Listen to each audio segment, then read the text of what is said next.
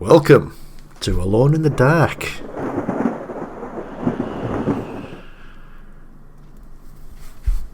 This is the game that Infogrames made before Shadow of the Comet. It's very much connected in a few ways, and not just because it deals with some Lovecraftian elements. It also has some direct connections, which, if you've been watching my Shadow of the Comet playthrough, you'll already be aware of at this point.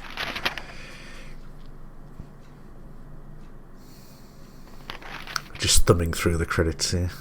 You'll notice a Chaosium credit there and a special thanks, but no specific license from them.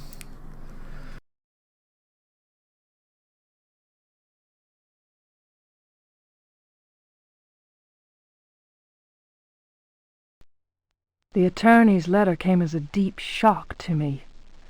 My Uncle Jeremy had died by his own hand. The coroner's report was unequivocal. He hanged himself in the loft. Initial surprise and distress past, I considered the news. It seemed clear that Derceto had exercised a thoroughly morbid influence on my uncle's mind.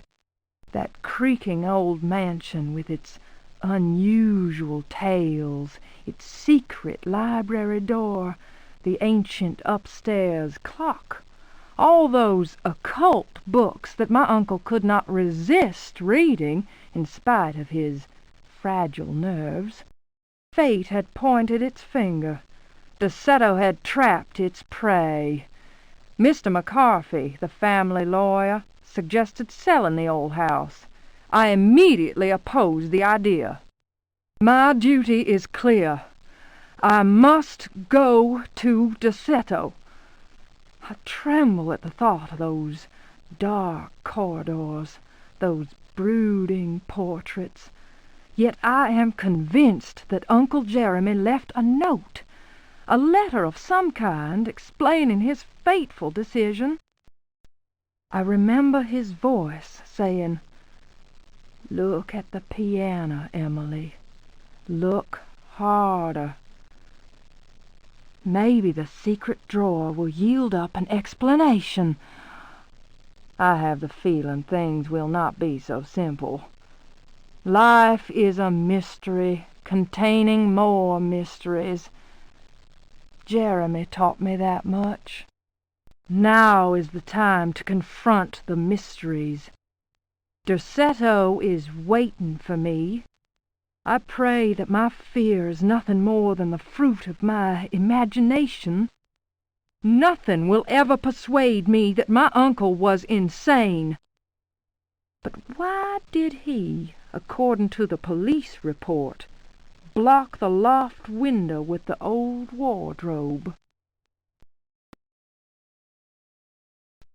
On my door, a dull brass plate says Private Detective. The few friends I have call me Carnby. The others call me the Reptile. I don't care to think what my banker calls me. These days, I leave my letters unopened. Bills and threats to send in the receivers just ruin my day. When an antique dealer called Gloria Allen contacted me, I slipped into my best shirt, holstered my .38, and got to her shop as fast as I could. I was expecting something sordid. Blackmail, probably. Boy, was I wrong. What I was asked to do was visit a property called Derceto and find a piano in the loft. It was an old piano with secret drawers, the kind people who buy stuff in antique stores go crazy over. The Derceto house is supposed to be piled high with classy junk, furniture, books, paintings. It looked like whoever owned Derceto was about to get cleaned out. I was going to bring up the subject of money when Gloria Allen handed me $150 and a key. I kept myself from grinning at the thought of my banker's surprise. He doesn't like his victims getting away. I looked over a copy of the police report. The former owner of Derceto, a guy called J. Hartwood, had hanged himself in the loft. The coroner concluded it was a clear-cut case of suicide. I promised Gloria Allen I'd give the place a look over. My report will be ready in a couple of days. I've been reading up on the history of the old house. It's the kind of place ghosts run away from in terror. Grisly murders, curses, lunacy. Luckily, devil worship makes me smile, so this is my idea of a paid vacation. And we're going to play as Edward the Reptile Carnby. There's no real difference between the two characters in the game. The gameplay is completely the same. The only real difference is that Emily is slightly taller. Speedrunners generally pick Emily Hartwood. It should be noted that this game has no connection to the film of the same name. Although they do both start with a frog scare, which is something. If you've seen that film, you'll know what I mean. And if you haven't seen that film, which I imagine is all of you, I don't recommend it.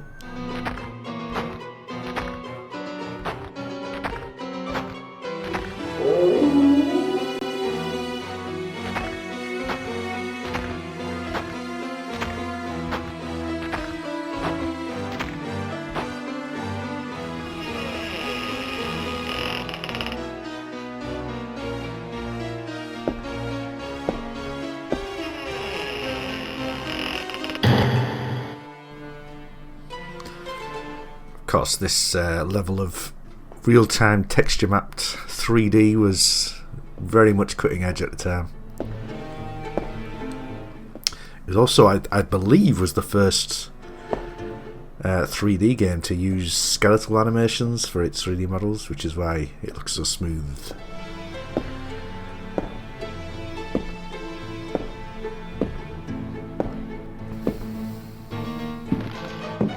I'm not in control here, this is a cutscene. A nice shot of Carnby's moustache there. Yes, we have to watch him walk through the house to the attic. It helps give you a sense of where you can go in the place.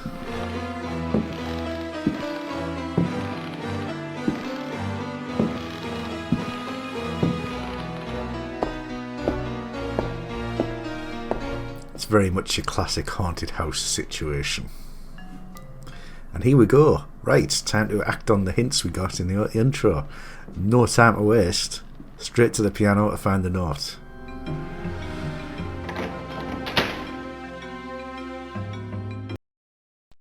They are coming! I have freed hellish forces, and now the price must be paid. Derceto is the prey of evil.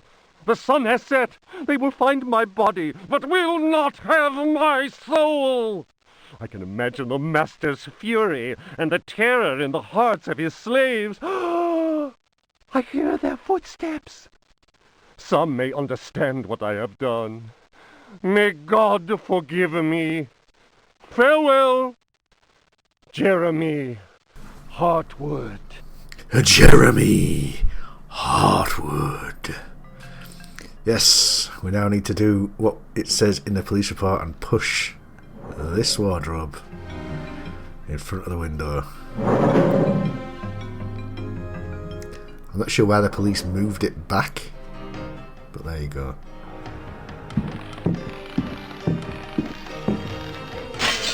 Yep, the window's been broken by a monster, and another monster's going to come up through that trap door, so we need to push this chest onto it.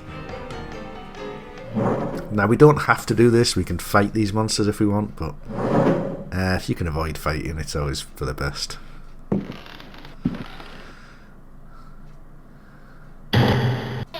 trying to get through. We got a rifle right away.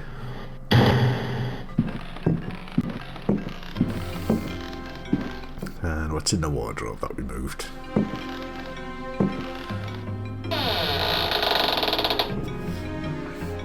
An old Indian cover. And that's basically a blanket, I think. And there's a bookshelf over here, but I've got myself stuck on a pillar. There we go. Running in this game is a whole thing. I will explain it shortly. I have to read this book. Fragment of the Myth of the Golden Fleece. So there are two playable characters in this game. Emily Hartwood. Hesperides Publications. A lot of hints there. And Edward Carnby. Ikios, who had been turned into stone. He spoke to his companions and said, "Beware of the Medusa. He who looks into their eyes is doomed to the same fate as that which befell poor Ikios, and will never more set eyes on Seriphos." "Must we go blindfolded?" asked Emelopes. "Take up your bronze shields and polish them until they flash in the sun," answered Perseus. "Fill your hearts with courage. May Artemis guide us as though we were an arrow from her quiver." But Emelopes was not satisfied. "Why do that, Perseus? Is 3 inches of sharpened metal not enough to destroy these accursed creatures?" Then Perseus drew his sword, which shone and glittered in the sun, and with it he dazzled Emelopes. "Now what can you see?" the companions of Zeus' sons laughed. "Let us set to work, so that our shields may shine like mirrors." There we go, another hint. And the first of the many books that we will be reading here. We know what you do when you finish your books. You throw them. You throw them in a perfectly straight line. Letters and notes, however, we have to gingerly place on the ground. So the running, yes. And you can see me running around here. And then trying to run. To run you have to be walking and then release and press the up arrow again. It's very finicky and the timing on it is very odd. I never quite get used to it. No matter how many times I play the game, I can just never consistently get it to work. So if you see me sort of flailing around doing this weird walk, that's why. It's because I'm trying to make Carnby run. Found a boat, found an oil can, which is useful. We can use that to fill up our oil lantern, and of course throw the empty can away.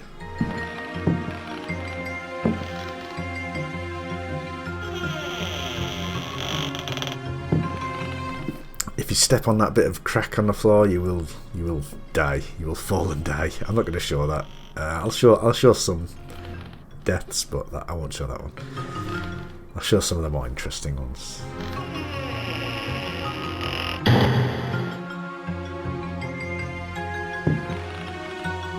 Okay, a key. This is another thing we're going to be finding a lot of, is keys. And when you find a key, it doesn't tell you what it does, you just have to figure it out. And then the item description will change to be the key to whatever it was that I opened. Oh look, a zombie! So it's time to put up our jukes. Yes. Can be very much a martial arts master. And you can see the combat in this. I don't know if they deliberately made the combat funny, but it's very much the Bart Simpson. I'm gonna punch and kick the air, and if you walk into it, it's your fault. It's very much that style of combat, especially with the zombies. Although if they do hit you, it's very easy to get stun locked. So yes, don't let him get too close. You can take a lot of hits though. I mean, Carnby's a tough guy.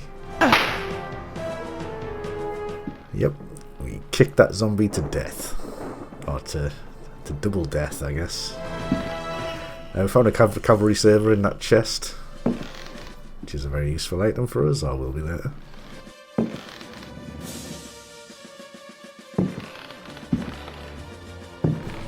lot of bedrooms in this place, considering Jeremy lived alone here. I suppose he had... Did he have servants? Yeah, no, I mean, I don't know. Uh-oh. A zombie chicken. These are tougher than the zombies. They have a much more aggressive attack, and they lunge forward when they attack, so they can actually attack you from further away. And oh look, a zombie came in the other room while we were fighting this guy. We're going to deal with both of these guys. Best way to deal with a chicken, when you knock it down, when you hit it, you'll knock it down. So it's a good idea just to close that distance before it gets back up, and then you can wheel on it. You generally want to avoid fighting 2 monsters at a time, but you know, I'm good at this game, so you know, if you get an enemy cornered, you pretty much won. Just keep hitting him. His punches are a little faster, but his kicks have more range. You have to smash this vase to get a key inside. The key opens this little dresser. And some mirrors, yes. They are the mirrors that were being hinted at in the book that we read in the attic. I'm just going to throw away everything we don't need, just chuck it away. If there's no space in front of you when you throw something, it will just appear at your feet.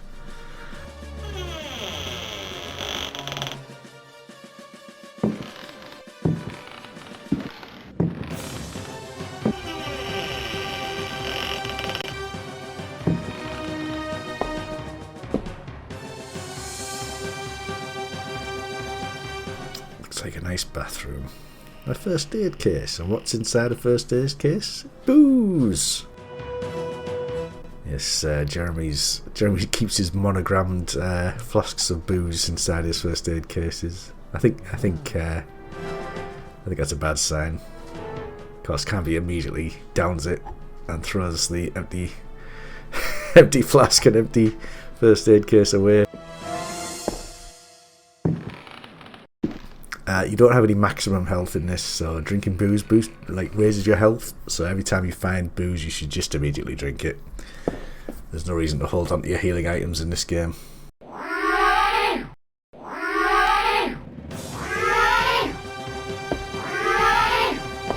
And I solved this puzzle before I even explained it, but yes, these enemies will... they cannot be killed by conventional means. You'd have to place the mirrors on the statues here. And yes, those statues are supposed to be the soldiers of Perseus, and the statues form shields. They hold them like shields. It's not entirely clear from the graphics. It's a little bit too low res, but you know, that is the idea. Little evil chuckle there. Can't go back in there. The library is locked. Stay clear of that coat of arms, because it will, as you guessed, you can probably guess, it does come alive and kill you. And he's a ghost. Ghosts are not threatening on their own, but if you touch them, they will turn into a sort of collection of orbs, and then that is an instant kill if that touches you. That photograph of Jeremy's niece there, of course, if you look at it as Emily, she will say that's a photograph of me and my uncle. Because, yeah, Emily is Jeremy's niece. We're going to leave the poker here because that is actually not a useful item. It doesn't do anything. It's just a red herring. You might think it can be used as a weapon, but it can't.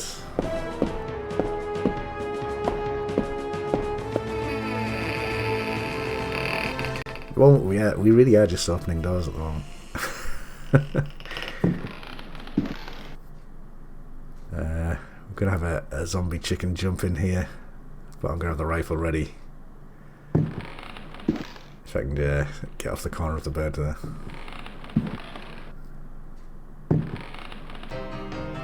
Oh, he still got me. Missed. Yeah, the aiming is... it's about what you would expect from the engine, but you know. Diary of Jeremy Hartwood. September 27th, 1924. I have decided to keep this diary. Too many inexplicable events have taken place recently. Never have dreams so haunted my every waking moment. Perhaps my romantic mind was too dull, and has only now woken up to these new paths and visions. Some, seeing my recent paintings, may question my sanity.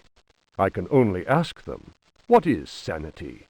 Where does madness begin? September 28th, 1924. The night is pitch black. I am again drenched in sweat. I was wandering in the dunes, among giant standing stones. They were arranged in a circle, and the wind whistled about them. I plunged my hand into the soil and felt that repulsive thing which was trying to catch me. It seized me. I struggled to break free of its loathsome embrace and managed to tear my hand away. It was covered in sticky substance. I was gripping a knife. October 5th, 1924. The stone circle is a pentacle. Derceto's library is filled with books on the occult. I will study those books until I find some explanation for the dreams. The visions that haunt me must be connected to my discoveries. I shall have to undertake a profound exploration of my dreams. December 16th. Dear God, I have found the knife. It was hidden here, and what I have learned fills me with apprehension. It is a sacrificial dagger belonging to some unholy cult. The thought of that blade tearing through human flesh horrifies me, yet I must continue my research. Derceto is a storehouse of treasures. Was my father right, after all? January 23rd. I spend all my days plunged in dusty books. The servants are convinced I am mad. At night, I awaken them with my screams. The dreams are draining what sanity I still have. I have tried staying awake, but in vain. My visions have changed. No doubt the influence of my father's research. February 7th, 1925. The Dark Man, that is what I call him, has revealed his true face to me. He appeared, as usual, near the fireplace, but this time he approached me. His terrible smile will haunt me to my dying day. His breath was ice, and his burning eyes froze me. I could not move. I know, as surely as I have ever known anything, that the face I saw, the face that has turned my nights into hellish torture, is the mask of death. March 10th. My exhaustion is beyond description. The endless reading burns my eyes. It seems that pirates frequented the area. Dr. Herbert insists I keep to my bed. I have moved to another bedroom and sleep much better now. The Dark Man has not gone, however. I know it. He will wait for as long as he must. Unless I, Jeremy Hartwood, can find a way to send him back to whatever hell he comes from. March 11th. My poor knowledge of Greek and Latin is a serious handicap to my reading. I have, nevertheless, made a great step forward. I drew the symbol on the floor. He can no longer go there. I want him to understand that I can do the same thing in my bedroom. I can imagine his rage and frustration. Only last night he found his way back into my dreams. March 13th. The translation will seriously dent what money I have left. I cannot paint. My pictures are clearly the work of a lunatic. The collector Thornhill's embarrassed smile was proof of that. March 29th. He has come back. He found the door to my dreams. I am too weary to attempt any defense. I have no strength left to fight, and he knows it. He considers me dead already. Could I possibly? March 30th. How ironic! The cave my father sought for so many years is here, beneath the house. Waits. The butler discovered a crack in the cellar wall. A breeze blows in through it, icy and repugnant. I am filled with horror at the thought of my father dying in this place. I will carry to my grave the vision of his face contorted in the agony of that fatal heart attack. His body was twisted. He had wept. His fingernails were torn and bloody from scrabbling at the floor. Dr. Gray concluded that death had been due to a heart attack. It was Waits, who some time later was informed that my poor father had in fact bitten off his tongue and choked on his own blood. March 31st. I explored the caverns in a dream. The dark man came with me. Strangely, I felt almost well. How can I describe what I saw? No. What words are capable of explaining such evil? I realized that my death was of no interest to him. The dark man wants something else. He seeks a body. His avid servants are now free. I am the cause. It is almost funny. A curse is on Derceto. From the foundations to the very rooftop, I can no longer struggle, let alone eradicate the evil that grips the house. The end is very near, I can feel it. I have taken the decision to... May he who finds this diary pray for my soul. I've seen the acting described, the acting in both this and Shadow of the Comet described as bad and over the top. Now, for me, those are not the same thing. Bad acting is a lack of technique. Bad acting is when you can't get the lines out. This is a stylistic choice. And in my opinion, in both this and Shadow of the Comet, not only does it tie them together stylistically, it works very well, and getting stuck on doors also works very well. So I will defend this to my dying day, and that performance of Jeremy Hartwood's diary is almost as good as this bathtub monster, to be honest, which is straight from Ghostbusters 2. Time for more first aid booze. I'm going to eat/drink this. That's the noise I make when I have a drink. And then, of course, throw them away. But we'll throw that away, and then we'll gingerly put the first aid case down. We need this jug. Because basically, you've got to get in here and get out, because the bathtub monster will take a chomp out of you. I'm going to move these because I haven't put them in a very good place. I'm going to put them somewhere out of the way, because we're going to come through this corridor a few times.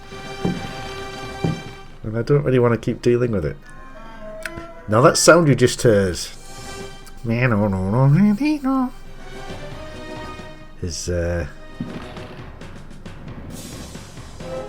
something that will make sense later. It's something you're going to keep hearing. But yes, the source of the noise doesn't quite make sense, but we will understand it later. And this room is in the dark. This is where we need our lamp.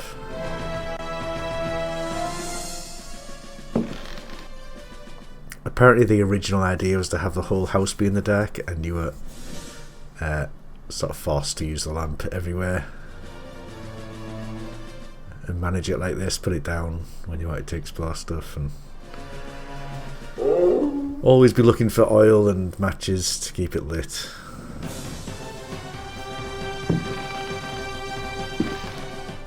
Some bullets for a gun we don't have. Well, let's do some reading. A brightness from afar, by Lord Boleskine, an account of his celebrated voyage to New England, 1824, Alistair Publications, Cambridge. Following a splendid journey, the sunny harbour came into sight. The locals were much impressed with one's arrival in their midst.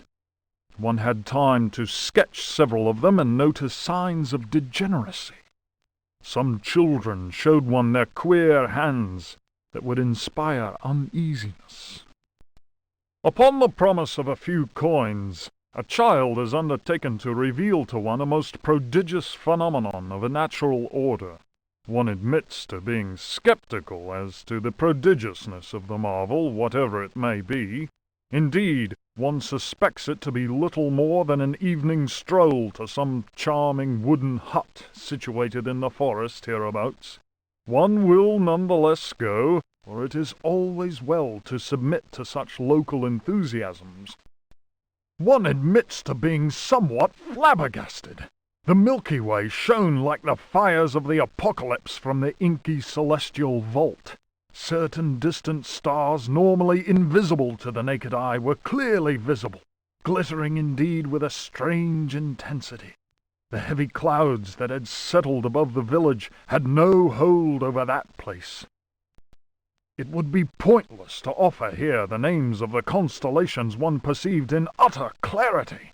Apart from the interminable length of such a list, one might conceivably risk being charged with exaggeration. The cross cast its shadow on the ground. The sea in the distance was dead calm. Tonight, one will return to that spot and draw those stars. Tomorrow night, one will at last see Halley's Comet in all its brilliance. The youngster will carry torches, despite one's developed sense of direction. Honed by years of travel, one feels incapable of finding one's way through the dark forest unaided. The drawings will, one is convinced, set light to the souls of men. Such a moon!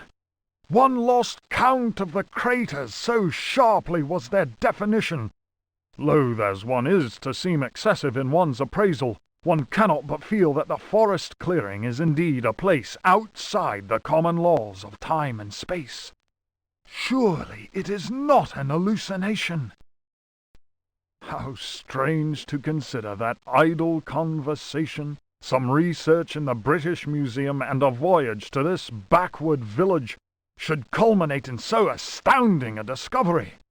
It may be that others have noticed the extraordinary nature of that place.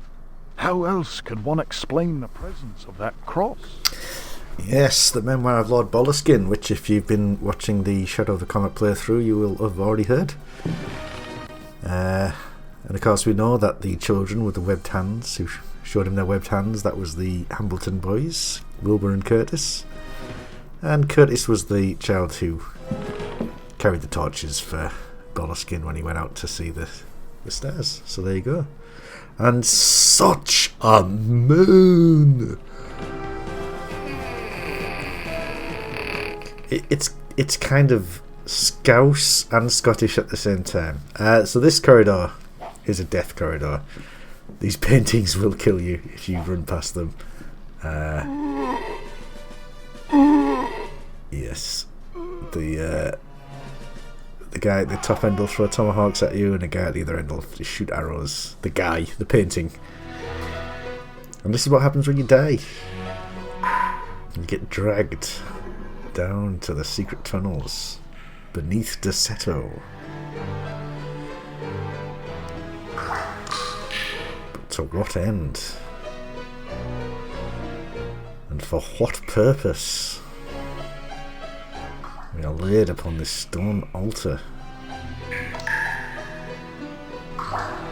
And seemingly Yog-Sothoth arises and summons the forces of evil into the world.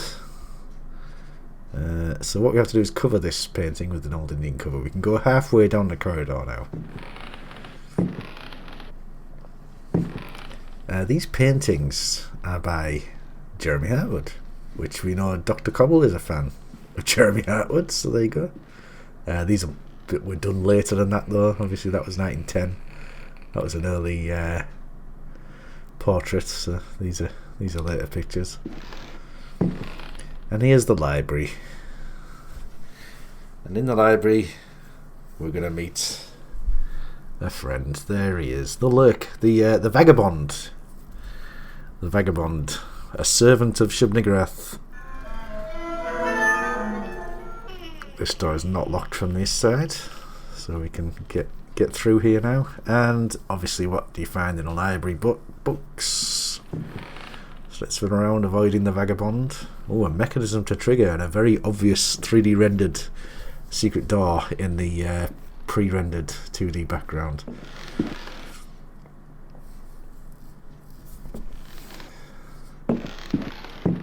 That's not part of the background. That's being texture mapped in real time. It kind of reminds me of like old Scooby-Doo cartoons and stuff, where it's like you can tell when something's part of the painted backdrop and when it's on an animation cell. You know, you get this similar thing here where Resident Evil has the same thing where you've got pre-rendered backgrounds and then 3D models plastered on top of it, and it's like, well, that's gonna move. That's part of the that's a 3D model. That's not painted on. Let's go through these books. A bit of light reading. I'm gonna read this one first. The Sons of the Sun and of the Shadows. Lieutenant Lope de Vega's account of his astounding travels to the land of the Aztecs. Holy Christ! Cried Captain Cortez, astonished by the strange rite we beheld. We found the savages half naked. They were throwing balls of silver and gold at each other.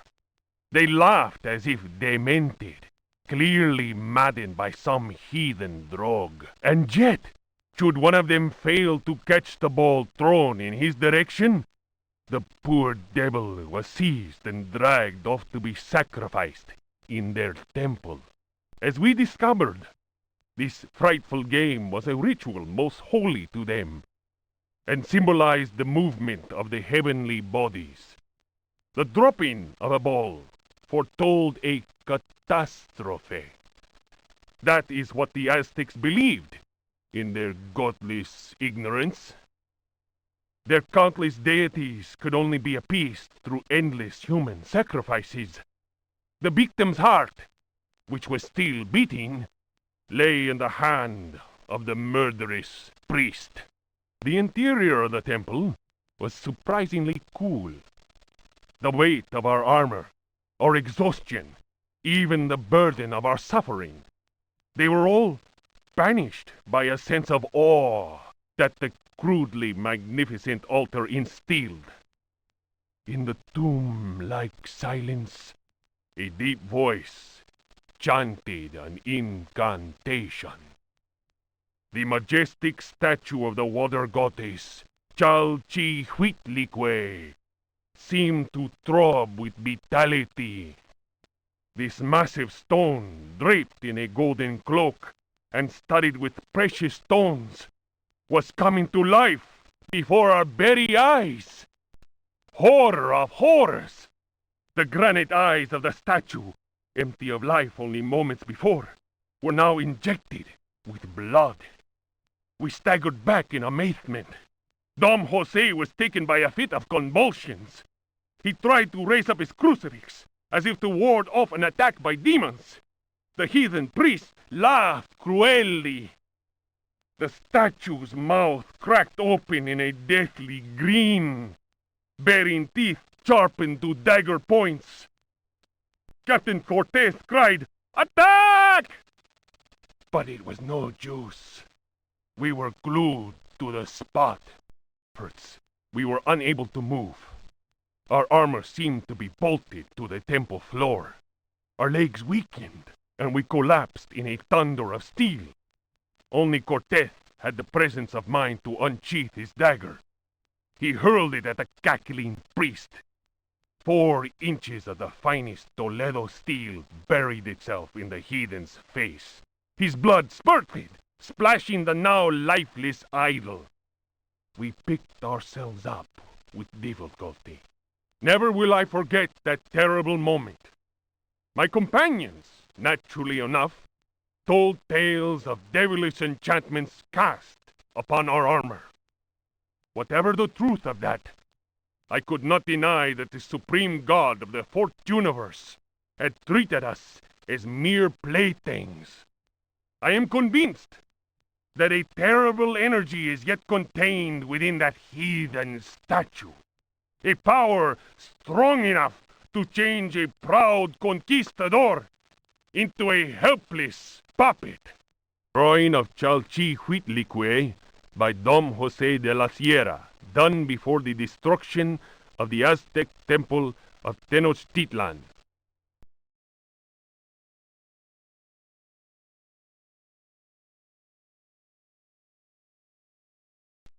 If Rocks Could Talk, or The Story of a Louisiana Plantation, by the Marquise de Chamfray. After the criminal selling off of Florida by the foul usurper, my father elected to remain in this inhospitable land, where we were free at least to express our royalist feelings, and hope our country would come to its senses. In 1818, a certain Pickford bought up Ledoux's land, after the poor fellow had ruined himself in unfortunate speculation. Pickford soon turned out to be the most loathsome human we had ever encountered. He was an adventurer of the worst kind, nouveau riche, and bloated with a grotesque sense of self-importance.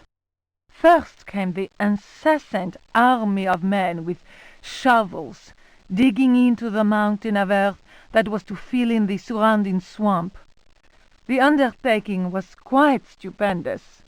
We learned from a slave that the final objective was to connect the existing caves with another one of gigantic proportions. Racked by a mania of persecution, Elia Pickford constantly fired his workers and hired new ones. He did all he could to keep anyone from learning about his plans. My father was amused and said, "The poor fool will end up getting lost in his own cave." But the walls went up, and tongues started wagging. Our detestable neighbor had been a sailor, a ruffian grown rich on questionable trade. Distasteful stories were told of him. When the work was finished, Pickford invited us to the opening of his rambling mansion, which he named Derceto. My father asked what the strange name meant. Pickford answered, "Derceto reminds me of Astarte, the fertility goddess. Around here, the name is Shub-Niggurath. I believe that a name so steeped in evil should be said aloud came as not such a shock to my father, as he himself confided in me some while later. We left immediately. In June of 1862, Derceto was burned down in unexplained circumstances. It was undoubtedly the deed of some jealous Yankee or another. It was amazing to watch the servants rushing into the flames to try and save their bullet-riddled master. After that terrible night, Derceto fell into ruin. Its blackened walls were soon overgrown, as human-built works always are, by ever-present nature. In 1875, the property was eventually bought by a gentleman whose name was Howard Hartwood. I was sorry that my father, who delighted in fine conversation, was no longer alive to enjoy the company of this new neighbor. Learned and well-versed in history, he had made a particular study of piracy. It was Hartwood who told me that Pickford had commanded a ship that flew the flag of piracy. That explained the scoundrel's great wealth. Hartwood was fascinated by Pickford and undertook a great deal of research in an attempt to find some treasures that he was convinced the pirate had hidden. He went through the ruins inch by inch. He then had the burnt-out house rebuilt exactly as it had been, and refurbished the library that had miraculously escaped the flames on the night of the Great Fire. Artwood set about studying every volume in that library, and often talked to me of his research. He was a handsome widower, deeply attached to his son Jeremy, who was later to become a professional artist. Artwood worked incessantly, first from the room I offered him, then from his own freshly restored home, which he rebaptized Derceto. I imagine he hoped to enlist the help of the god of good fortune in his treasure hunt. As far as I have ever been able to tell, all his searching came to nothing. There were no lost treasure to be found at Derceto. I learned of Artwood's death while I was in Paris. But that, as they say, is another story.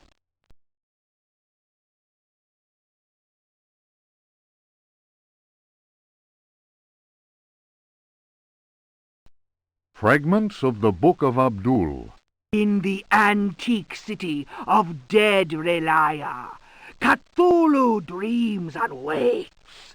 In the pit of time, the unspeakable lies in wait. That is not dead which can eternal lie. Relia, your blocks of stone seal the ritual that gives birth to fear. Cthulhu Fatang! Cthulhu Fatang! Ayah! Ayah! Let he who knows how to invoke the stones act. It is time. Let the shadow of Cthulhu darken the sky. May the servitor of the black goat of the woods with 1,000 youngs sound his flute in honor of the unspeakable. Cthulhu Fatang!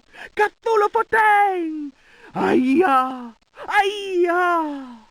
May he who may not be named cast his withering gaze upon the unbeliever, for he is the door, the key, and the guardian of the door, and holds you now in his immense power. Imagine you went into a library and you read that. You'd be like that, wouldn't you? You'd be like that. You'd be like that, wouldn't you? Wouldn't you? So some books are dangerous to read. That actually does damage to you. So if you're low on health and you happen to read that, you will die. I'm just gonna. I need to retrieve my oil lamp here. So I'm just gonna kite the vagabond around the desk so I can get my hands on it. Thank you very much.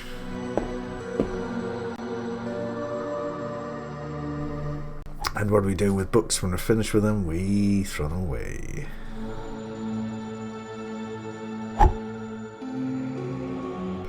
So the sun, or sons of the sun, or the son of the sons of the sun, give us a good hint there.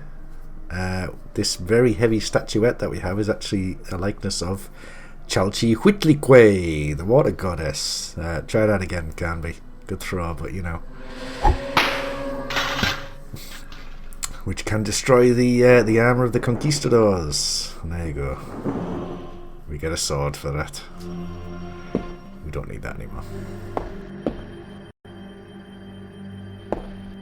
So let's go down to the ground floor.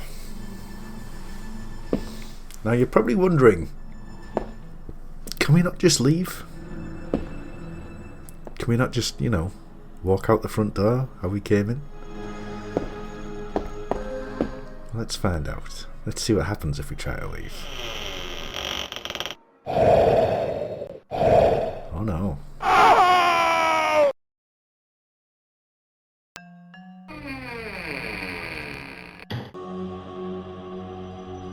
That's right, we get devoured by Whatever that is. A great old one of some description. Perhaps Yog-Sothoth? I'm not sure. It probably isn't Yog-Sothoth. Yog-Sothoth's a little more elaborate too. Oh, okay, there's a pirate in there, out for our blood. We won't bother him just yet. What's this? A dining room full of zombies. Let's just quietly leave. Let's see what's over here. This is going to be like the servants area, right? If the dining room's right there. Yeah, this is the kitchen. The big pot of soup. Gonna eat some of that. Yuck, some human flesh, he says. I don't know how he knows, but apparently can be knows human flesh by taste, and we'll leave it at that. So yes, we've got a pot of human soup. A key. Always need a key. Ooh, biscuits in the biscuit drawer. If you don't have a biscuit drawer, then I don't know, you're not living life properly. Eat the biscuits, leave the box. There's a big biscuit box. You just ate a lot of biscuits, can't be. A man after my own heart. These knives are useless, no point taking them. There's a sink here, but there's no water. We need some water. Need a little coal room. Will the zombies come to kill us? Or to attempt to kill us? We may as well use the sword we just got. Let's give them some of this. Hiya!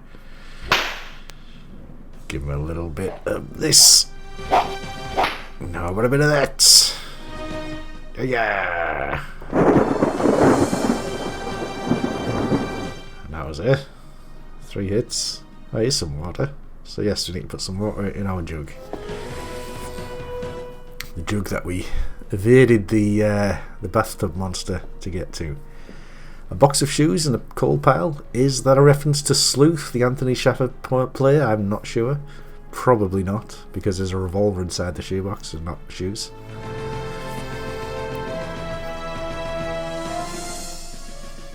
If you're not aware of the Anthony Shaffer play, I do recommend it, or one of its film adaptations. The early one with Michael Caine, I would recommend. Oh, Michael Caine's in both.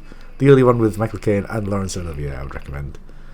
I'd recommend that and not the movie Alone in the Dark, so there you go. So what do you think these zombies in this dining room would like? Maybe a big pot of human soup? Delicious. They all sit down. That's it. Room pacified. I mentioned the writer Hubert Chardot earlier, who wrote, well, this was the first that he wrote, and he went on to write Shadow of the Comet and pretty much all of Infogrames' similar adventure games. And he also writes films with that he co-writes with Jean-Marc Vincent, who also directs. I believe they were working on a remake of Pierrot Le Fou, but I don't know what happened with that. So we need to pour the water onto these cigars.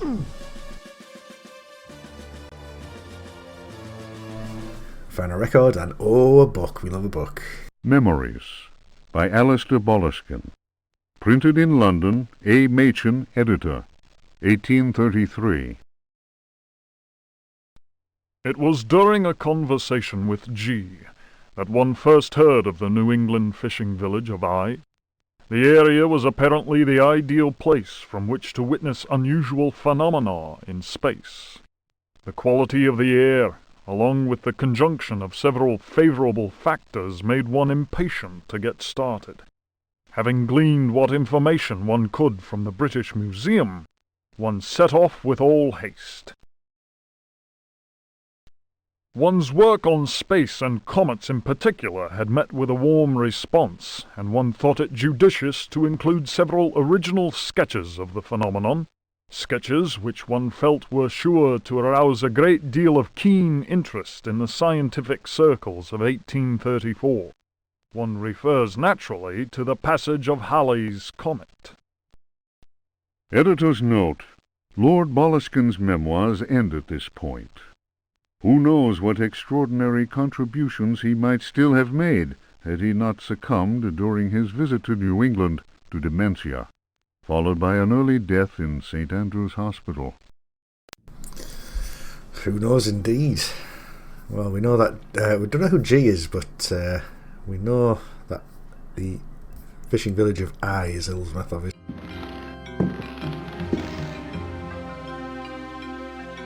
You have a key here, but it's not the right key for this door.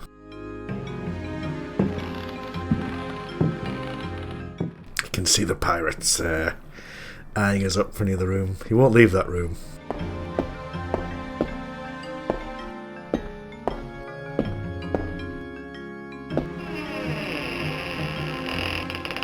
Here's a nice little conservatory area.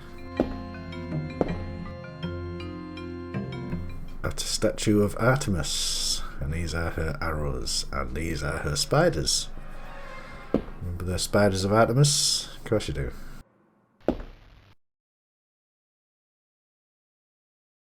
This key is for the cellar.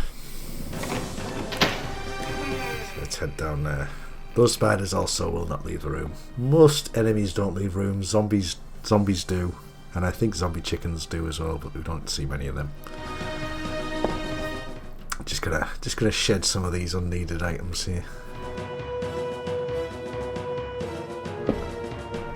If you can find a nice safe place to tuck them away, where you won't keep walking into them. And this is the cellar. We don't actually need to come down here. Now, the first time I played this, and I did this. I came over here, and I moved this chock of wood, and the barrels move aside, and that opens a little opening there into the secret caves that Mr. Pickford was so interested in, and that Jeremy's butler found. There's something down here making a noise. It's a Chthonian, one of the largest creatures in the Cthulhu mythos. If that touches you, that is an instant death, so we need to get out of here. These rats that make eagle sounds, because there's a few of them in the room, they can easily stun lock you. It's not worth trying to fight them. But yes, I thought when she moved that chock of wood and those barrels moved aside, revealing the opening, when I got to the end of the game, I thought, oh, I bet if I hadn't moved that chock of wood, I would have soft-locked myself, but no. The trial of Captain Pregst, as reported by his faithful companion Elisha Smith, known amongst his fraternity by the awful name of Captain Ellie Hell. Transcribed from the log found aboard the wreck of the frigate Astarte by H. Hartwood. "By all the devils!" roared Pregst, glaring at William, the judge. "Curse it, Will! It'll take much more than every cannon in the blasted navy to make me change me mind. You're the greatest blackguard that ever joined our fraternity. Am I not Pregst, captain of the Astarte, and bloodiest villain in all the 7 seas? Bloody Ezek, they call me. And you think I'll tell you where I hid my treasure?" The tribunal of the Corsairs' fraternity murmured at this. Pregst was indeed all he claimed. The judge, One-Eyed William, slammed his fist on the table, and silence was restored. "Shut your mouth, Pregst! You didn't pay the fraternity its rightful share, and that means only one thing. You'll hang by the neck from a yardarm, you scurvy cur! Here's the rope twisted by Satan himself. You threaten me, Will? Many a man better than yourself has lived to regret holding a cutlass in my face. You'll be begging for mercy, mark my words." That shook One-Eyed William, and no mistake. Danny waved his hook in the air and shouted, "Pregst was always a loudmouth. The law says we hang him." The jurors took up the cry, "Hang him!" It was Pregst's turn to slam his fist on the table. He threw back his head and roared with laughter. You fools! You want to kill what will never die? Try it! Once more, the assembled corsairs murmured. There was unease in the air. They remembered what happened to Chuck, the gizzard slitter, the man who opened his mouth once too often. It was night, and a bitter wind whipped the New England coast. Snug inside the Dead Horse Inn, one of the Astartes men was talking. His name was Chuck, and his subject was black magic. He told stories of human sacrifices, voodoo rites, and zombies. He told a tale of a time when their luck was down and they were holed up in a Florida swamp. Priggs went missing. When he returned, he shouted, "'Tis the devil that guides us now, me hearties!" Whether that was true or not, the Astarte began taking loot after juicy loot. The favorite song of the Astartes men, "Crash the Bones," was replaced by a new one. A skull, go to port saber, to starboard. Pass over that will, and with death you'll deal. If you cut a rope, cut the right, I hope, or then, I don't mind, the death you will find. The next day, as you may have guessed, Chuck's body was found with a dagger plunged between his shoulder blades. Chuck's face was fixed in a ghastly grin. Molten lead had been poured down his throat. Whatever way things happened next, and I don't have the details, Prext was with us again, and we set sail for Florida. We anchored the frigate not far from New Orleans. Taking a few trusted companions with him, Prext set off into the swamp. They carried large wooden chests with them. 2 days later, we heard shots being fired and screams.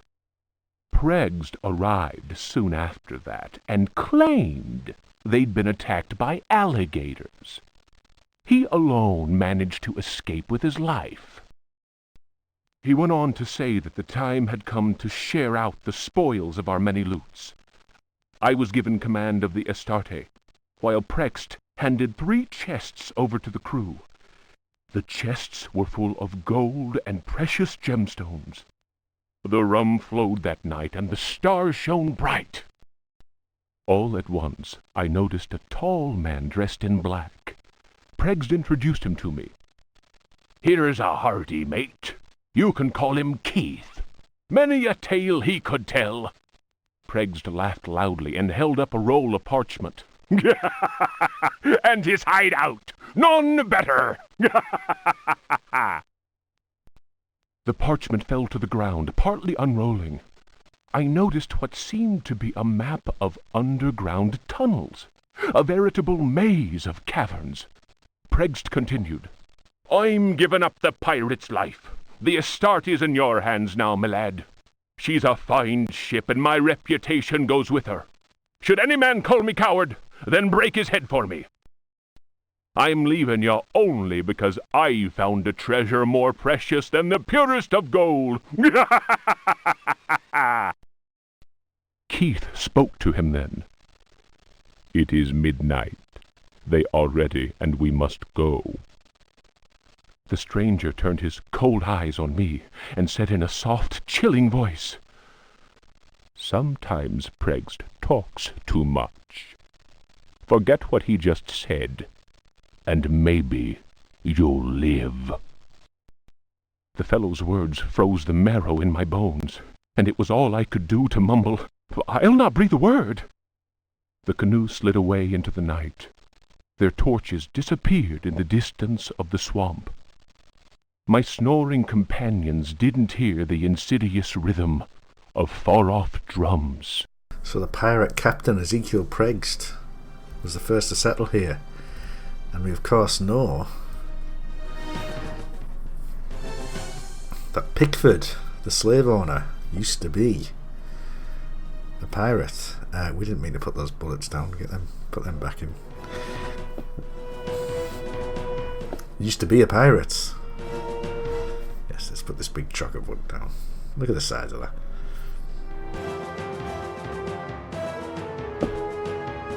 So yes, we have an evil pirate to deal with, and we know there's a pirate in that other room. We'll sort him out later. For now, we can return to the corridor of death with the killer paintings. Because yes, the way to deal with the painting at the end, the painting of the Native American, is to shoot it with arrows.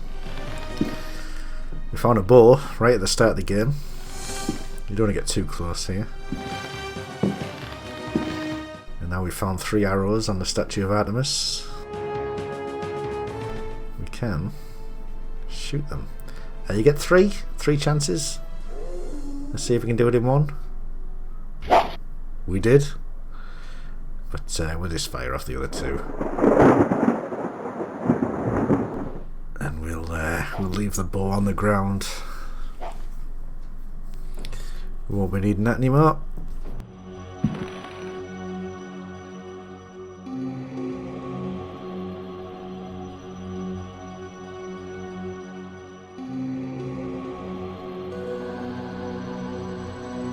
So yes, we can now move on. Use some more of Jeremy's paintings.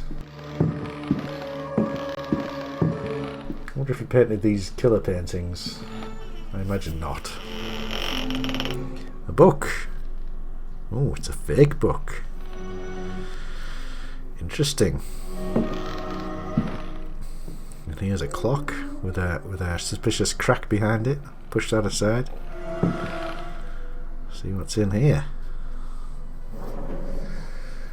Key and a parchment. Well, those are both things we love.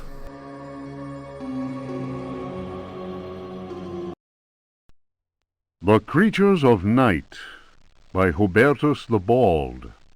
Translated from Latin by his brother in prayer, Fratre Johann Marcus. Of monstrosity.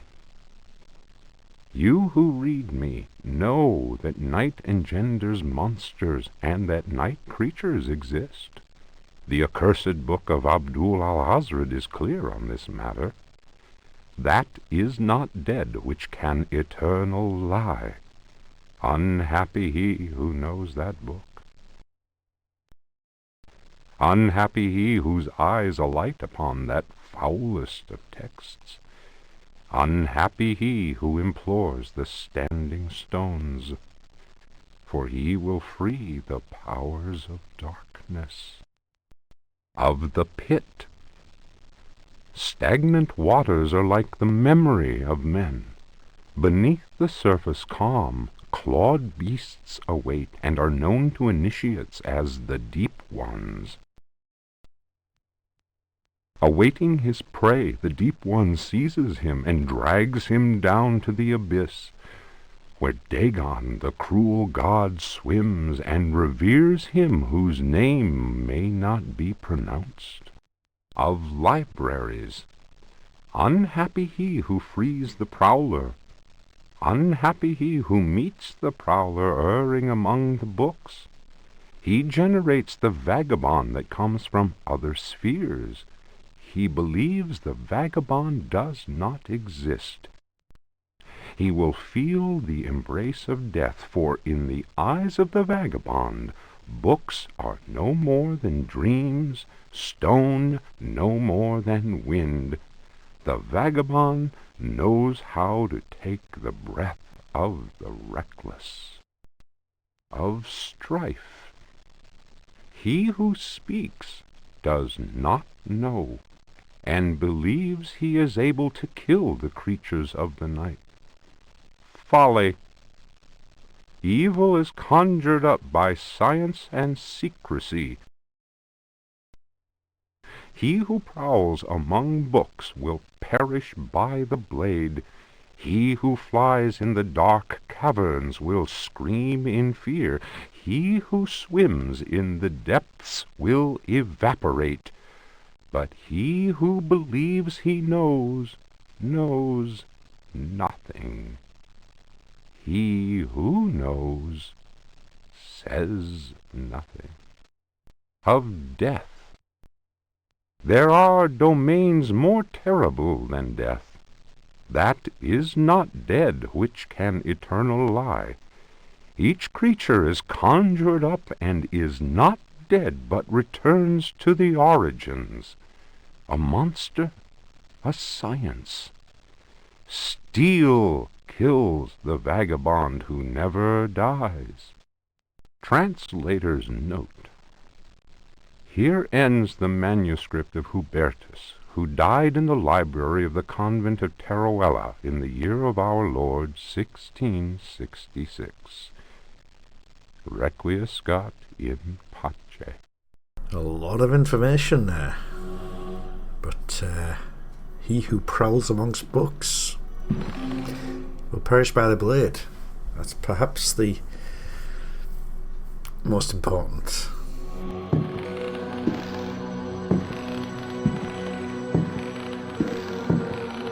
So back to the library. We have a secret room to access.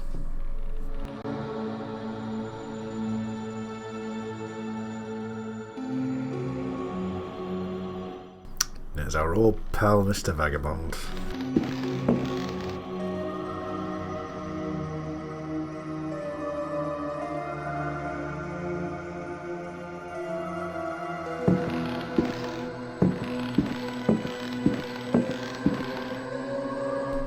Decided me to do that, but hey, why not have a bit of music?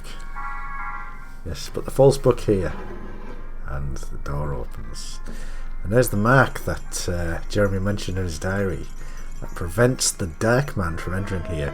Of course, the Dark Man we now know is Pickford or Pregst. And here's 3 daggers, 2 parchments, and 2 books. Well, we're in for a treat. Ludwig Prien. De vermis mysteriis. Nomine invocatoris, si non sanctificatus es cave. De vermis mysteriis non absolvo folem legendum fatum et eum versus. Tibi magnum innominandum signa stellarum nigrarum et. Yes, if you read that book, you die. So let's not read that book. Juan Luis Jorge, De Bibliotheca. Reflections on the power of the verb in certain texts. Archaeos Publications, 1919, Stafford. Translation does not alter the occult power contained within such forbidden texts. The malevolent energy is in no way diminished. The spell must be cast aloud and clearly, in certain languages or little-known dialects. Maglafar Fathang. The reader will understand that, in the light of these revelations, I would be foolhardy to continue quoting from the text I have before me.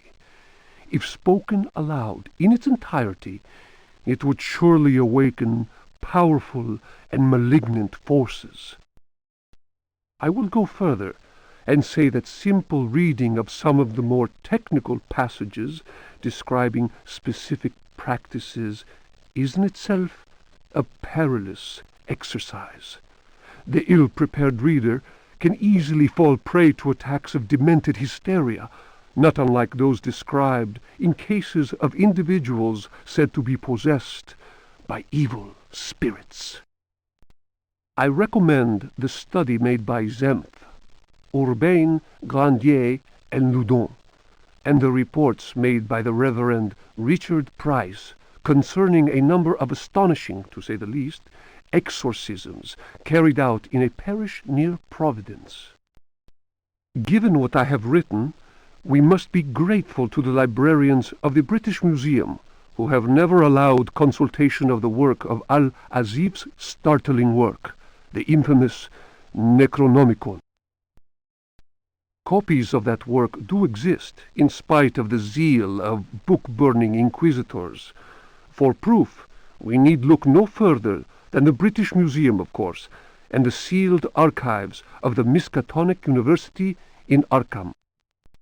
Other examples of books whose evil can be unleashed by any thoughtless reader are von Jutz's von Unersprechlichen Kulten and the abominable De Vermis Mysteries by Ludwig Prien, whose sordid death should be a lesson to all those tempted by a study of the occult. Well, thanks for the warning. Should have read that first. The Sacrificial Dagger, Otto Stern, Lumina Books. The importance placed on ritual sacrifice is constant in religious cult practice. Propitiating the gods is a theme common to many religions. The Old Testament affords many examples.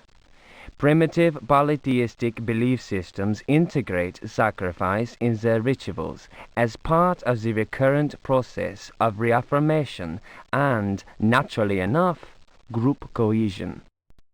The members of their social and religious community come together in an act of purification and atonement. It would be erroneous to imagine the act of human sacrifice linking priest, offering, and God, C.F. Manzetti's stone cults, as anything less than a vital focusing of the group's faith. The act also ensures the continuing appeasement of the god, but only if practiced by a recognized officiating priest using the appropriate instrument.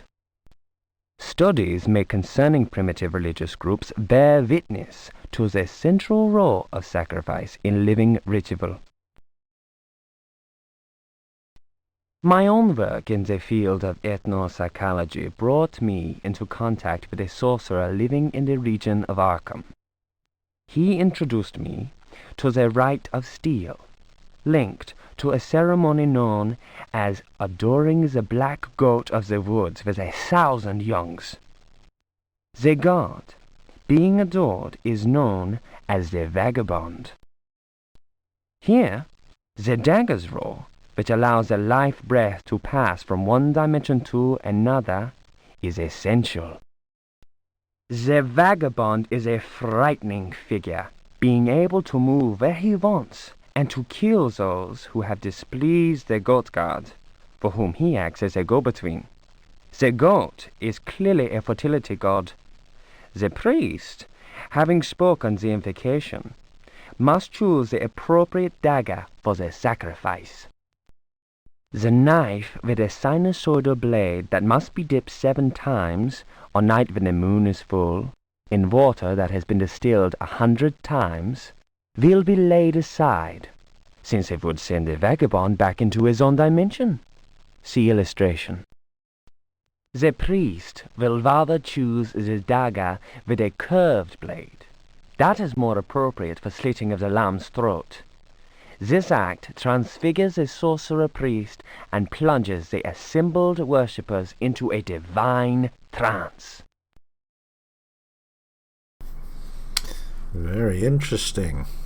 Surviving edge weapons. The Book of Yael, Signs of Stone, Eucharistic Rituals of Forbidden Cults.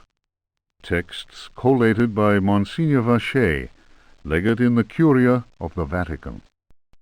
Numerous devilish cults speak of monstrous creatures called the Old Ones. These supernatural beings are believed to be possessed of powers equivalent to those of the gods of antique religions. Adepts of such cults refer to forbidden literature in order to cause these frightful entities to appear before them. What serious student of folk myths has not come across the names of Cthulhu and Shub-Niggurath? It must be said that these creatures wield tremendous power and are difficult to control once they have been unleashed into the world. Those who serve he who goes in shadows, protect themselves with signs of stone, carved into the walls of houses or engraved on various objects. For those misguided servants of evil, the best protection appears to be that afforded by the sign of the most ancient gods, engraved in Manar stone, a heavy material said to be disagreeable to the touch. The sinful practices of those who fall into such errors can only lead to the darkest of despair, and are a mortal danger to the soul. Such monsters as those invoked by these foolhardy individuals are engendered when reason drops its guard. Man is easily tempted into perversion. It is why we must forever remain alert and renounce Satan with each breath we take. His ways are infinite in number. So the talisman that we took from the desk here, that was the sign of the most ancient gods, which will prove very, very useful to us. In fact, it's one of the items required to beat the game. And now it's time to try to apply some of what we've learned. So we have here, this is the knife that was recommended for human sacrifice. Yes, this is not the right knife to use against the vagabond. I'm spending slightly too long showing this off, but you know what? We can take the hits. You know, can't be tough. We've had a lot to drink. We can manage it. Yes, we need the sinusoidal blade,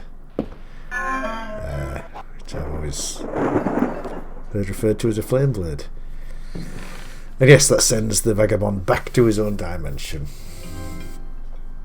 And we don't need these anymore.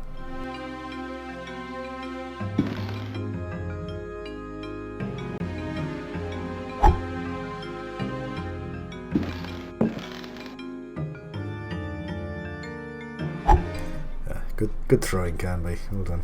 Let's go and get the oil lamp back and we'll resume our adventure. I'm going to miss the vagabond. Actually, he's, you know, didn't feel quite so lonely in here. Didn't feel like we were quite so alone in the dark. So we've got a key.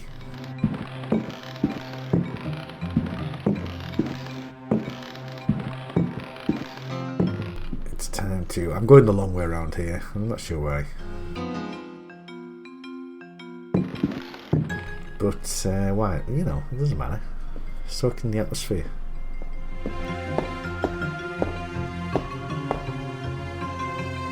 We've got a pirate to deal with. Is this pirate Pregst himself?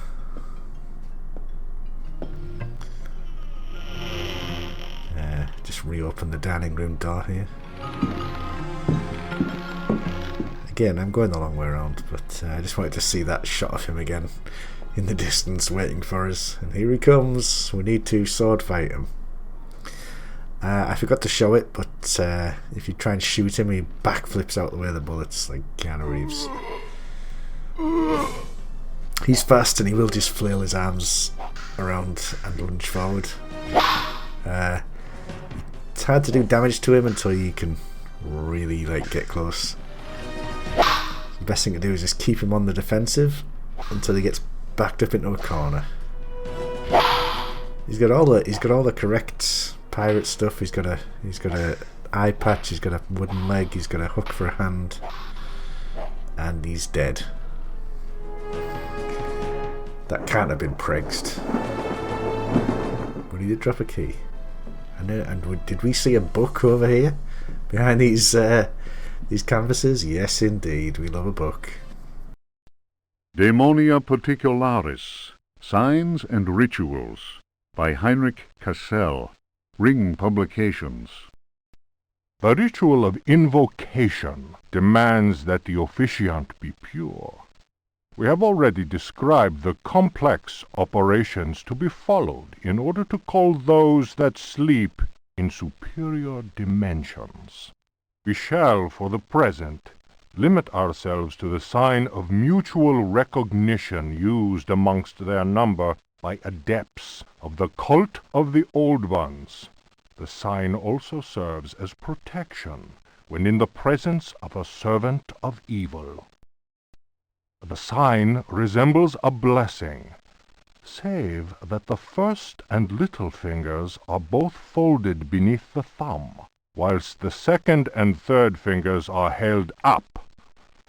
It would appear that this sign has no effect on adepts of a certain rank with knowledge of particular secrets contained in the corpus demonicus. The use of such signs is not without considerable risk to the user during any attempt to call upon those from without. New TikTok challenge unlocked. Do that sign to your dog and see what he does. See if your dog is a follower of Cthulhu. We've got 2 keys now.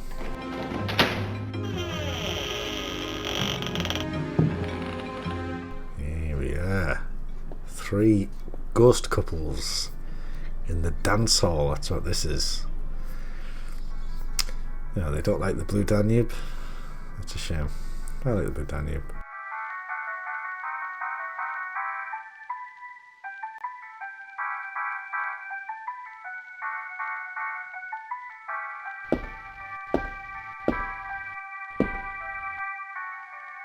This door leads back out to Artemis and her spiders. We'll leave that for now. I don't fancy getting spidered. That door is locked. We do have a key, but of course it's not the right key. And in fact, that door will remain forever locked. All it does is lead back to the main corridor opposite the dining room. So you can just use the key. The dance hall does work for that, but for some reason I decided to leave it open forever, and it doesn't locked forever. Sorry, and we just have to live with it. It doesn't matter. Not every door has to be unlocked, But this is the key. I think we know where it goes. The only other locked door left.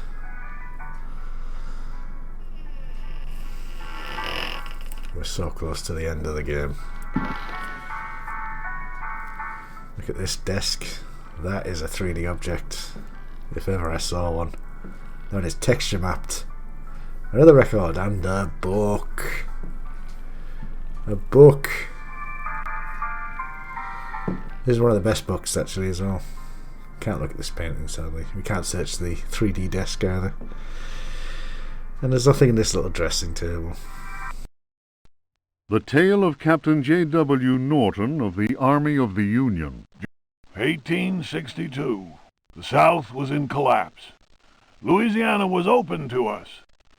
I had each day to requisition victuals for our troops, and was aided in this endeavor by a score of brave men. Rebels were not yet ready to lay down their arms. The region was far from safe.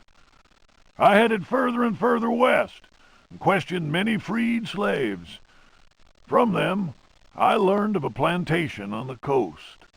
Its name was Derceto. We received a less than hearty welcome. Only Pickford, the owner, behaved in a friendly manner. While my men counted cattle and grain reserves, I learned what I could from him. Man was most unusual and possessed an extraordinarily cultured mind. At nightfall, I gave orders for the men to bivouac at Derceto. Pickford invited my second-in-command, Lieutenant Patterson, and myself to dine. We ended, and our host proved a most entertaining conversationalist. While coffee was being served, Patterson went to inspect the men's camp. The cigar Pickford offered me was so acrid that my head began to spin. I remembered campfire tales of fellow officers trapped by devilish Confederate tricks. My mind floated in a foul and dense fog, from which emerged the enlarged and deformed face of Pickford. He grinned at me. Patterson's return chased off the nightmare. I heard shouts and firing from outside and found the strength to take out my revolver. I fired 3 shots. Pickford fell to the floor. Patterson then helped me out of the burning house. The air was filled with smoke. We resembled a company in disorderly retreat.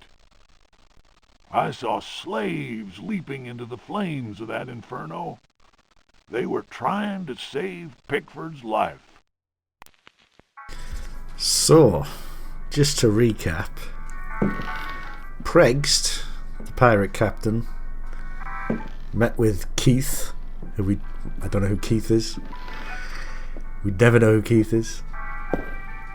Who leads him to this secret underground system of caves. At which point he becomes Pickford and opens a plantation above those caves in Louisiana. During the Civil War, he's gunned down, and Desetter, which is the name of his plantation, is burned to the ground.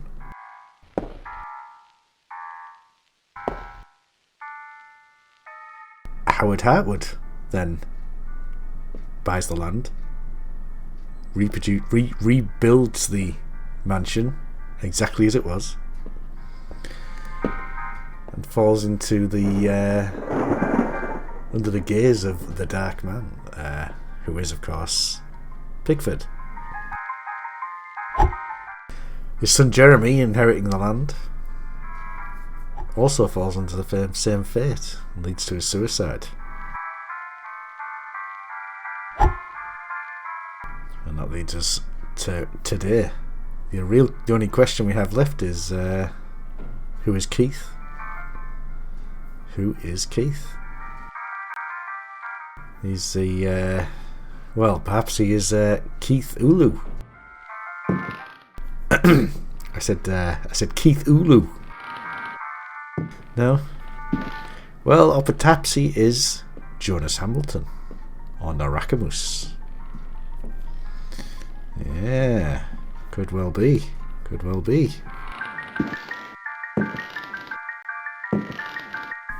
So, we've got past the dancers. I didn't really explain it, but once you play the correct song, you just got to avoid them and get that key. You need that key to beat the game. And the cavalry saber we picked up at the very beginning of the game is used there to open the entrance to the underground caverns. You need to run across this bridge.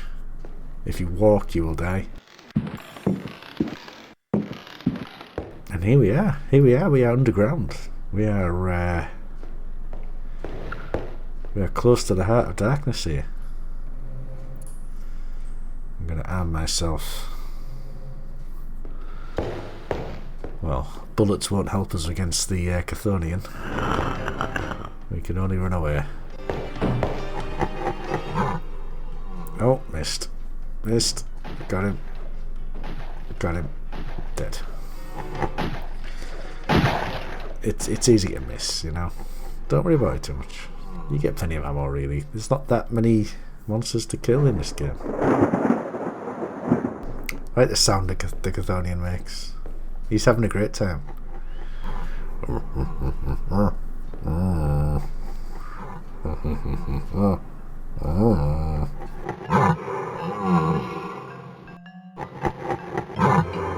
Slight rendering issue there. I don't know why that happened. That doesn't usually happen. I wonder if that's because I'm recording.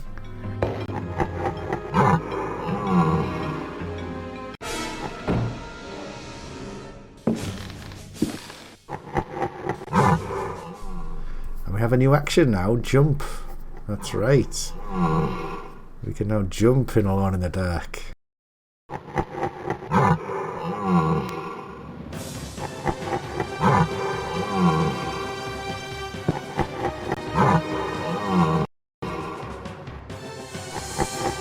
I don't know what kind of monster this is, but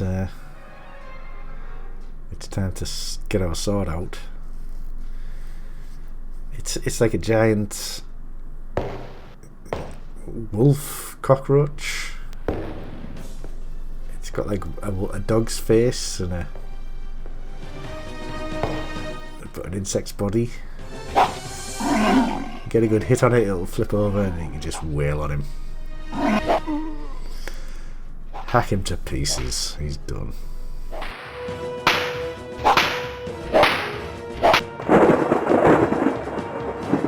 And here we are, platforming in this engine. In this engine we have platforming. We'll deal with this flying monster first. A bit of test of our marksmanship.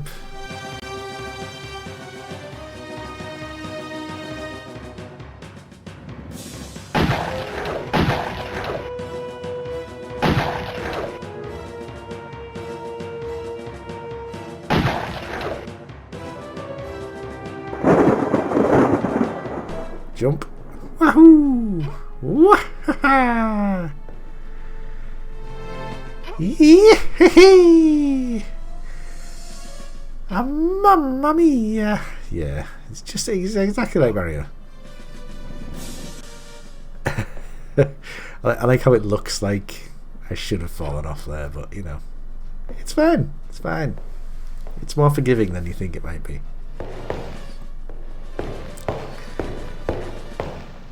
And if you're worried about it, just, you know, just hammer the saves. Just save scum. If we take a left at this fork, there's a giant spider comes out of this hole. So don't take a left at that fork, take a right instead.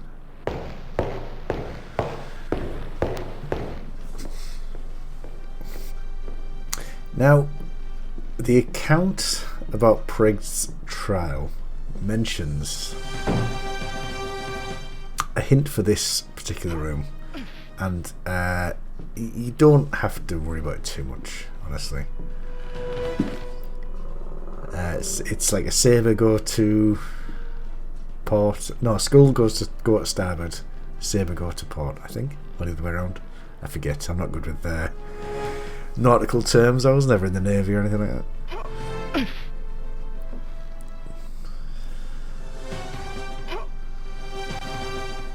I forget which is which. But the point is, following the sabers and the skulls will guide you through the maze if you follow the hint. But, you know, if your eyes are working, you can just see where you have to go anyway. It's not a tricky maze because you can see it all. You just have to drop down there. And that's pretty much it.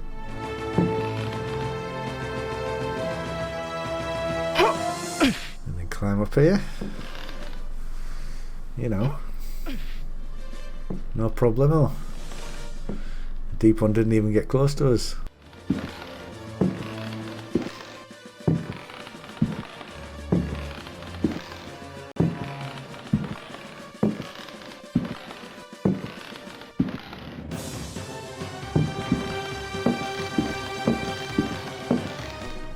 Chest, which we have the key for. This is the final chest. A gem and a book, the last book. Memoirs of a Lost Soul. The mask must fall. You who discover this manuscript understand this. I am here at your side. I am waiting in the darkness of my crypt. Soon you will belong to me. One of my slaves wrote this document. I have lived for 3 centuries, and my name is Ezekiel Prext, or Elijah Pickford. You may choose which to call me. I do not hide out of fear. My power is immense. I have sailed the 7 seas. My ship, the Astarte, spread terror through all the continents. The corsairs judged me like the Welsh judges of 1620, but they could not destroy me, and neither could the pirates. Now I am immobilized. Damned Yankees! Witchcraft, voodoo, and the Cthulhu cult. I know them all. I have reigned and implored the stones. Only the Catonian haunts the cavern and resists me, but he dare not attack. I have need of a living body to regenerate myself. The Heartwoods managed to escape from me, but you who are reading these words, you will yield to my embrace. I hear your ragged breath and smell the stench of your fear. I have vanquished death. I built Deseto. I know what it is to wait. Cthulhu helps me. My servants will lay you upon the sacrificial stone. My roar will rend the night. You will be mine, and I shall reign once more.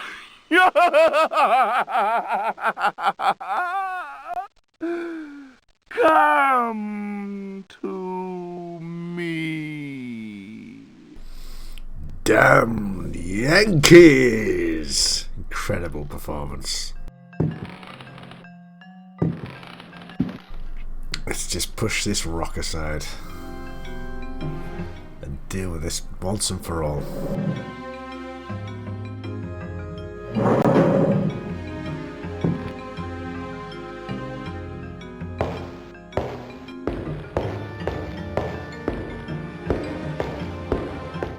I gotta say, I think all of the backgrounds in this game look terrific.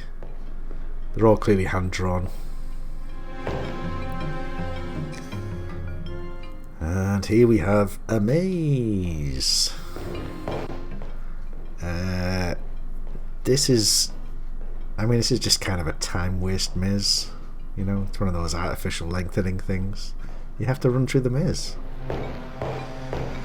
You know, no one. There's no threat. There's no time limit. You just have to go through the maze. You don't have to fight monsters.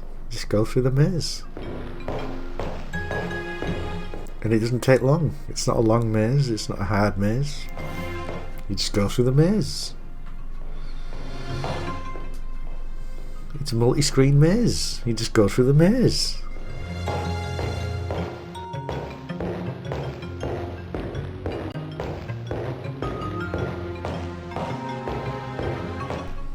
Did I mention going through the maze? You just go through the maze.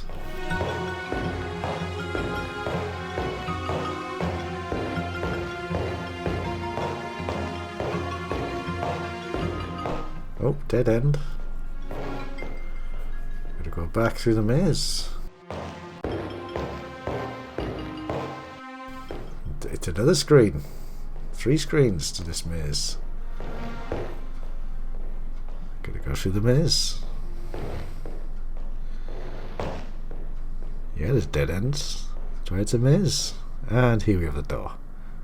Put the gem in the door opens. And here it is. We've seen a painting of this. And the screen looks just like the painting. It's a pretty damn nice detail. We fall down here. We accidentally turn around and climb back up. We fall down again. This is Pickford. This is his current form. Yeah, watch out for the fireballs. Can be. Yes, he's a tree now, and he can cast magic missile. And we need to place the talisman here. That will bind his magic, stop him from casting those fireballs. And then we throw the oil lamp at him. Give up our light source. Burn this mother down. Get out of here. So as soon as we burn him down, all of the monsters disappear. It's like as soon as he's no longer useful, it's like the old ones just abandon him. So you know what? We don't need you anymore. You know, this is no longer useful to us.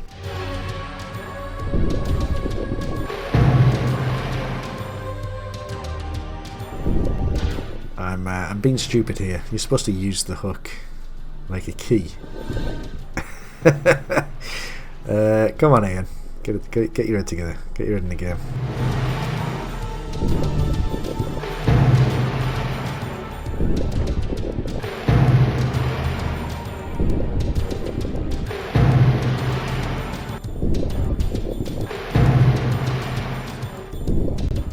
We don't have to go through the maze again, which is now conveniently fully lit.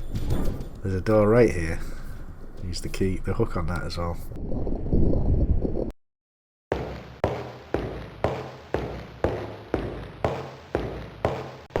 I'm actually going the wrong way here. If you go that way, you'll have to you'll come up to that collapsed bridge that we can no longer cross, so I have to find a different way out.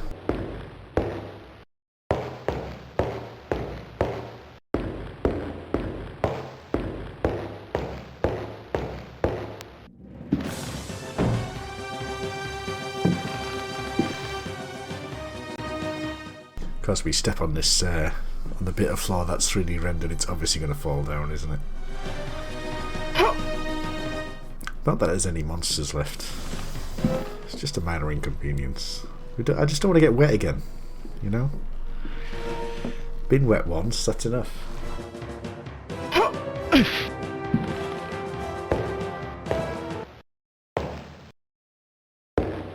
Come on. I'm trying to make him run. With every fibre of my being, I'm trying to make him run here. Come on, can't we? Get those knees up. Almost. There we go.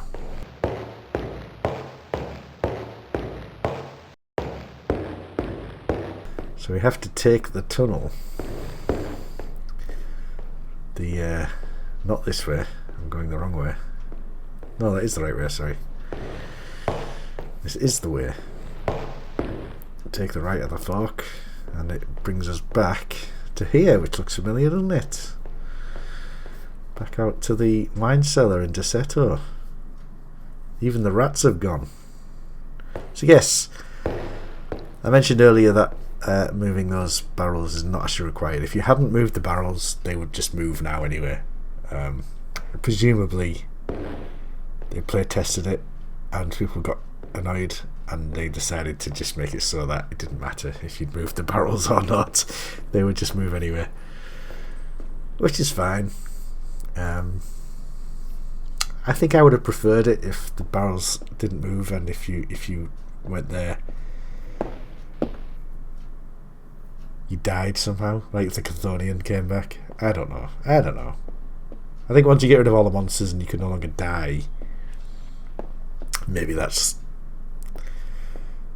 where the frustration comes from. It's that you can't just kill yourself. You have to just load a save. I don't know. Anyway, we did it. We did it. Woohoo! We're no longer alone in the dark.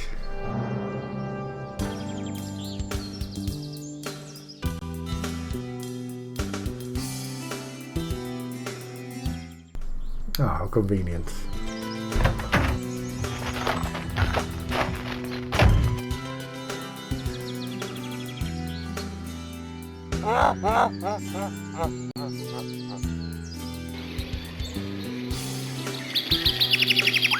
what does it mean?